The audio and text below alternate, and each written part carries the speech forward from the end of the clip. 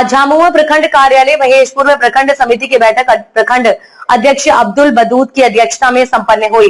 बैठक में मुख्य अतिथि के रूप में विधायक प्रोफेसर स्टीफन मरांडी, झामुमो जिला अध्यक्ष अजीजुल इस्लाम, जिला सचिव माइकल मुर्मू, जिला उपाध्यक्ष हासिर समद अली व हरिवंश चौबे शामिल हुए। बैठक में मुख्य रूप से प्रखंड युवा मोर्चा, महिला मोर्चा, अल्पसंख्यक मोर्चा, किसान मोर्चा व बुद्धिजीवी मोर्चा का गठन किया गया। हालांकि एनजीटी के आदेश के अनुसार नर्मदा नदी या किसी प्राकृतिक जल स्रोत में प्रतिमा विसर्जन पूरी तरह प्रतिबंधित है। इसके लिए नगर परिषद ने वार्ड क्रमांक 9 में कृत्रिम कुंड बनाया था, लेकिन भक्तों की आस्था के आगे ये व्यवस्था बेअसर रही।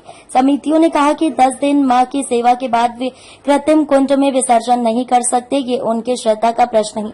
गणेश विसर्जन के दौरान जहां प्रशासन ने सख्ती दिखाते हुए नर्मदा घाट को पूरी तरह बैरिकेड कर दिया था, वहीं दुर्गा विसर्जन के समय वहीं प्रशासन ढीला नजर आया। पहले दिन घाट पर फ्लेक्स और बोर्ड लगे थे जिन पर लिखा था नर्मदा घाट पर प्रतिमा विसर्जन प्रतिबंधित थी।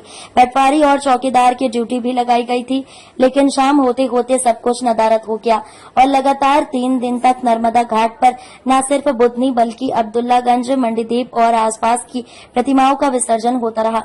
किसी ने न रोका न टोका। लोग सवाल उठा रहे हैं कि गणेश विसर्जन पर सख्ती और दुर्गा विसर्जन पर ढिलाई क्यों। नगर परिषद बुधनी की लापरवाही भी उजागर हुई।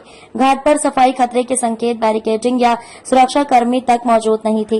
कीचड़ और पानी जमा होने से फिसलने और डूबने का खतरा बना रहा, जबकि कुछ दिन पहले की दीवानगंज के 2 लोगों की डूबने से मौत हो चुकी थी। नगर परिषद के सीएमओ संतोष रघुवंशी पर गंभीर सवाल खड़े हैं। बताया गया कि उन्हें स्थिति की जानकारी दी गई थी, पर उन्होंने ध्यान नहीं दिया। नर्मदा समग्र के प्रमुख विनय यादव ने कहा कि ये बेहद दुर्भाग्यपूर्ण है कि एनजीटी के स्पष्ट निर्देशों और प्रशासनिक रोक के बावजूद प्रतिमाओं का विसर्जन नर्मदा नदी में हुआ। श्रद्धा जरूरी है, लेकिन पर्यावरण संरक्षण उससे भी अधिक महत्वपूर्ण है। आप जब भी कोई स्नान पर्व होता है, नर्मदा समग्र के द्वारा उन्हें शैम्पू से नहाने से रोका जाता है, कचरा फेंकने से रोका जाता है। कल यहाँ पर मूर्ति विसर्जन हो रही थी, जबकि एनजीटी के आदेश थे, तो कहाँ तक उचित है? आप क्या कहेंगे? नहीं, देखिए, एनजीटी का आदेश तो है ही, उसका पालन तो कराना ही है प्रशासन को, लेकिन प्रशासन को ये कार्य सतत रूप से कराना है। नियम था, मेरी ये जानकारी में है कि 1 दिन यहाँ रोका गया था, तो अब उसे कंटिन्यूअसली रोका जाए, पूरे समय तक यही हो कि भाई ये निषेध है, नहीं होगा। अब 1 दिन किया, 1 दिन नहीं किया, इसलिए लोग भी हम फिर सीरियसली नहीं लेते नियमों को। तो अगर नियमों को सीरियसली लोग लें, इसलिए अगर हमें काम करना है तो हमें वो काम कंटिन्यूअसली करना है। नियम 1 दिन के लिए नहीं, एनजीटी का नियम पूरे समय नदी संरक्षण के लिए है, पूरे समय वो नियम लागू किए जाने चाहिए। समन्वय बनाना चाहिए, जो जैसे हमारे जैसे लोग जो काम करते हैं नर्मदा जी के लिए, उनको भी एक प्लेटफॉर्म मिले। प्रशासन जो भी अपनी नीति बनाए, हमारे साथ, हमारे ऐसे लोगों के साथ बात करे, वो बहुत जरूरी है, ताकि एक मध्यम मार्गी रास्ता निकाला जा सके। और ऐसी समस्याओं, अब कई बार लोग कहते हैं कि ये धार्मिक चीजों के खिलाफ ही रहता है, जो भी है, तो एक सामूहिकता से समाज भी उस बात का जवाब दे। समाज से आने वाले प्रश्नों का जवाब बेहतर हो समाज से ही आए। प्रशासन सिर्फ जो नियम उन्होंने बनाया उन्हें सतत रूप से लागू करे। बात सामने ये आ रही कि 1 दिन तो प्रशासन ने सख्ती रखी। वही मैं कह रहा हूँ कि नियम 1 दिन बनाया और 1 दिन लागू किया, लेकिन अगले दिन आपने लागू नहीं किया, तो ये प्रश्न इसलिए उठ रहा है ना कि अगले दिन लागू नहीं किया।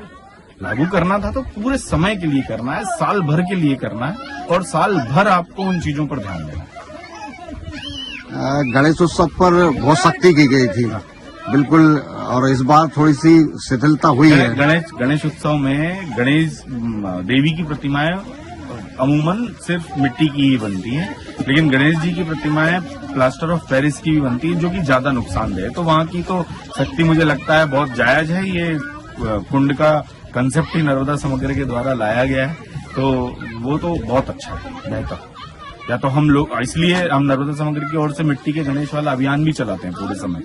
वो पहले से ही हम शुरू करते हैं कि लोग अपने घरों में ही मिट्टी के गणेश बनाएं और अपने घरों में उनके विसर्जन कर लें, नदी तक आने की जरूरत न पड़े। लेकिन देवी की प्रतिमाएं बड़ी होती हैं, तो वो घरों में तो उनका कुछ कर पाना संभव नहीं होता, तो यहाँ नदी पे लाई जाती हैं। अब वो प्रशासन को देखना है, नियम जो उन्होंने बनाए लागू करें। हमारी जय भोलेश्वर समिति विगत 7 वर्षों से मूर्ति विसर्जन कर रही है और ये 8वां वर्ष था हमारा, और भव्य से भव्य जुलूस हर साल हमको देखने को मिल रहा है। अगले साल और हम इससे भव्य जुलूस के साथ मां नर्मदा जी में भोलेनाथ का विसर्जन करेंगे। जय श्री महाकाल। बोलो महाकाल सरकार की जय, नर्मदा मैया की जय। क्या नाम है आपका? मेरा नाम है कमल सिंह परते। आज आपने जो शंकर जी की प्रतिमा घाट पर सराई, क्या कहना चाहेंगे? आज हमारी जय बोलेश्वर समिति द्वारा राजाधिराज बाबा महाकाल की मूर्ति विराजमान की गई थी थाने के सामने। तो आज 10 दिन सेवा उपरांत आज हमने बाबा महाकाल का विसर्जन किया है और इसी उम्मीद से अगली साल फिर वापस आएंगे। हम हर बार जो है ये पहल करते हैं, पर इस बार थोड़ा शक्ति हम लोग दिखा रहे हैं। इस स्वच्छता को लेकर हम लोग सब में जागरूकता होनी चाहिए कि किसी भी तरह के कचरा, पॉलिथीन, पन्नी जो है नर्मदा जी में विसर्जित ना करें। और इस बार जो है हमने 50 रुपए का जुर्माना निर्धारित किया है और ये चीज आपके माध्यम से मैं सभी को सूचना देना चाह रहा हूँ कि सभी इस चीज का विशेष ध्यान रखें कि नर्मदा जी जो है हमारी, ये हमारा कल है, इन्हीं से जो है हमारा जीवन चल रहा है। ये सबके मन में जब तक ये बात नहीं आएगी हम इस क्षेत्र में आगे नहीं बढ़ पाएंगे। तो सभी से मेरा अनुरोध है कि श्रद्धा से स्नान कीजिए और किसी भी तरह कचरा, साबुन से स्नान करना ये सभी तरीके से वर्जित है, पूरी तरीके से।